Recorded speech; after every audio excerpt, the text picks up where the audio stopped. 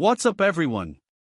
Hit that subscribe button because Paulo's story is about learning that healers need healing too. Let me take you to Portland, Oregon, where this begins. Paulo was a grief counselor. Had been for 18 years. Specialized in helping people process loss, parents, spouses, children, the devastating losses that break people. He was exceptional at his job. Had this incredible capacity to hold space for pain, to help people navigate the impossible, to guide them toward something resembling healing. His clients loved him. His colleagues respected him. He built his entire career around helping people survive their worst moments. Then his brother died. Suddenly. Heart attack at 42. Healthy, active, no warning. Just gone. And Paulo, who'd helped hundreds of people through grief, who understood the stages and the process and all the theory, completely fell apart. Because it turns out experiencing grief is nothing like studying it. Nothing like guiding others through it. When it's your loss, your pain, your brother, all that professional knowledge becomes useless. Paulo tried to keep working. Thought he could compartmentalize, be professional, help his clients while privately grieving. But he couldn't. Would sit in sessions with grieving clients and have to fight not to cry. Would hear someone describe their loss and get triggered into his own. Would give advice he couldn't follow himself. After a month, his supervisor pulled him aside. You need to take time off. You can't counsel others when you're drowning yourself. So Paulo took leave. 2 months initially. His brother had been his best friend, his closest confidant, the person who knew Paulo better than anyone. And now he was just gone. Paulo's apartment in northwest Portland felt unbearably empty. He'd lived alone for years, been fine with it. But now the solitude was crushing. Now the silence was full of everything his brother would have said if he were still alive. Paulo knew what he was supposed to do. Knew he should be processing the grief, doing the therapeutic work, engaging with his own pain. But he couldn't. Every technique he'd taught clients for years felt impossible when applied to himself. He was stuck. Professionally trained to help others through grief, personally incapable of navigating his own. The irony wasn't lost on him. It just didn't help. His therapist, because therapists have therapists, was patient. You're treating your grief like a professional problem to solve instead of an experience to feel.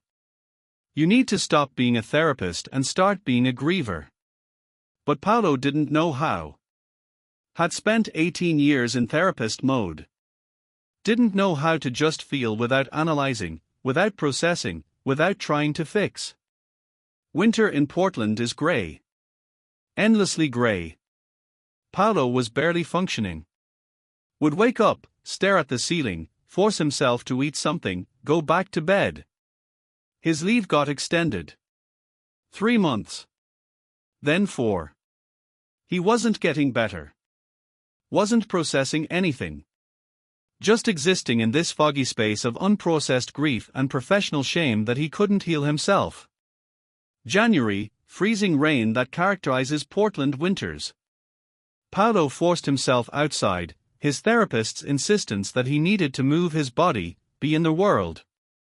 He was walking through his neighborhood when he heard crying. Not human, animal. Tracked it to an alley where a cat was trapped in a recycling bin, soaking wet, unable to get out. Paulo got the cat out. Tiny gray kitten, maybe 4 months old, shivering and terrified. And Paulo, who hadn't felt anything but grief in months, felt something else. Concern. Protectiveness. This kitten needed help. Immediate, concrete help. Not therapy, not processing, just warmth and food and safety. And Paulo could provide that. Could do something useful for the first time since his brother died. He took the kitten home. Dried her off, warmed her up, fed her. She was scared initially but gradually relaxed. started purring weakly. Curled up in Paulo's lap and fell asleep. And Paulo sat there holding this tiny creature who trusted him completely and cried. Really cried. Not analyzed grief or professional understanding of loss. Just raw, messy, human crying. The kitten kept sleeping, kept purring, completely unaffected by Paulo's tears. And that permission to just feel without performing, it cracked something open. He named her Lunar because she'd appeared on a full moon night. Lunar recovered quickly, just needed warmth and consistent care. But Paulo kept her. Couldn't imagine not keeping her. She needed him, and he needed to be needed in this simple, concrete way. Not as a therapist. As a human who could provide care. Here's what happened: Lunar forced Paulo to be present. Had to feed her at specific times. Had to play with her. Had to clean her litter box. Had to show up for routine, basic care. And in doing those simple things, Paulo started coming back to himself. Started existing in the moment instead of drowning in grief or shame. Lunar didn't need Paulo to have it together. Just needed him to show up with food and affection. And Paulo could do that even on his worst days. Lunar also gave Paulo permission to grieve without analyzing. Would sit with him when he cried. Would purr against his chest when he felt the weight of loss. Would demand play when he'd been sitting too long in sadness. Was basically a tiny furry grief counselor who didn't use any therapeutic techniques, just presence and acceptance and occasional demands for treats. About 2 months after getting Lunar, Paulo started journaling. Not therapeutic journaling with processing and analysis. Just writing whatever came. Letters to his brother. Memories. Anger. Confusion.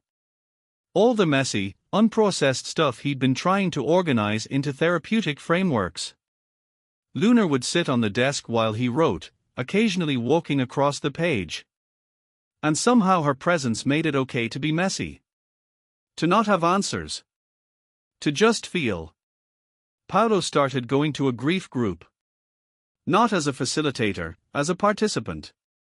Sat in the circle as a griever, not a counselor. Shared his loss. Cried. Got angry. All the things he'd witnessed clients do for years but never allowed himself. And it helped. Being vulnerable instead of professional. Being human instead of therapist. Lunar would wait for him at home after these sessions, and Paulo would tell her about it. Would process out loud to a cat who just purred in response. Perfect therapy. 6 months after his brother died, Paulo felt ready to work again. But differently. He understood now in his body what he'd only understood intellectually before, that grief isn't a problem to solve. That healing isn't linear. That sometimes you just need to sit with the pain and let someone else, even a cat, hold space for you. He was a better therapist for having been broken. For having grieved messily. For having needed help instead of just providing it. His first client back was a woman whose husband had died suddenly. And Paulo, sitting across from her, could feel her pain in ways he couldn't before. Could hold space with his whole self, not just his professional self. Could say, "I know," and actually mean it. She felt it too. Told him later, "You got it. Really got it." That made all the difference. Paulo is 46 now. Lunar is 2. They have their routines: morning coffee while Lunar demands breakfast, evening therapy sessions where Lunar supervises from the couch, night reading while Lunar sleeps on Paulo's chest. And through it all, Paulo is learning that being a healer doesn't mean being invulnerable. That you can help others while still needing help yourself. That cats make excellent co-therapists even if they just sleep through sessions. Here's what Paulo told me: "I thought I had to have it all figured out to help others. Thought being a therapist meant being beyond needing therapy myself. But Lunar taught me that everyone needs care, even caregivers. That vulnerability isn't weakness, it's honesty. That my brother's death didn't make me less capable as a therapist. It made me more human. And that humanity is what my clients actually need from me. That's the lesson every helper needs to learn. You don't have to be healed to help others heal. You just have to be honest about your own humanity. About your own needs. About the fact that caring for others doesn't exempt you from needing care yourself. Paulo learned that from a grey kitten who needed basic care and gave presents in return. So here's my question for you: if you're a helper, a healer, a caregiver, who takes care of you? When's the last time you received care instead of just providing it? For Paulo, it was a kitten who needed saving but ended up doing the saving. What's your version of that? Drop your story in the comments. Tell me about learning to receive care. Tell me about cats who helped you process what you couldn't process alone. Tell me about discovering that healers need healing too. Someone reading this is a therapist or doctor or caregiver who's drowning while helping everyone else stay afloat. They need to hear that it's okay to need help. That vulnerability is strength. That you can't pour from an empty cup. Thanks for watching, everyone. Hit that like button if Paulo's story hit home, subscribe for more tales of grey kittens teaching therapists about healing, and tonight, if you help others, let yourself be helped. Ask for what you need. Your inner Lunar knows you deserve care too. Until next time, remember, healers are human. And humans need healing. That's not weakness. That's just truth. Me for now.